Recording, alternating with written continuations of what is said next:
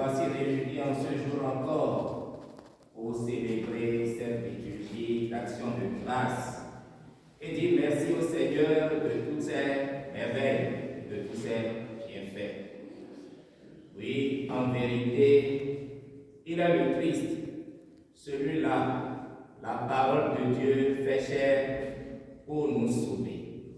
Et aujourd'hui, lui-même proclame, en vérité, je vous le dis.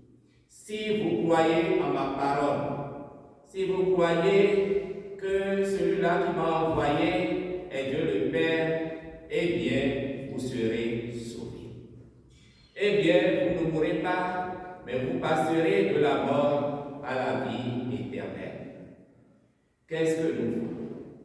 Sur cette terre, en courant par-ci, par-là, si ce n'est le salut, la rédemption. Et le Christ l'a si bien compris qu'il a répondu à Dieu son Père lorsqu'il disait: j'ai envoyé tous les prophètes, ils se sont saisis d'eux, ils les ont tués. Qui enverrai-je? Et le Christ dit: envoie-moi, Père. J'irai faire ta volonté. Malheureusement, heureusement, pour nous en tout cas heureusement, la volonté de Dieu le Père s'est accomplie à travers Jésus-Christ.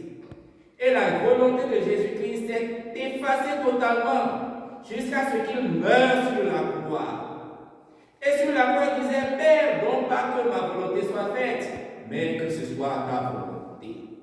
Et la volonté de Dieu le Père, c'est que son propre Fils souffre, prenne sur lui, nos péchés, qu'il souffre, qu'il accepte joyeusement cette souffrance-là, qu'il meure pour nos péchés, afin que nous ayons la vie et la vie éternelle. Prenons au sérieux, chers frères et sœurs, ce mystère de notre salut.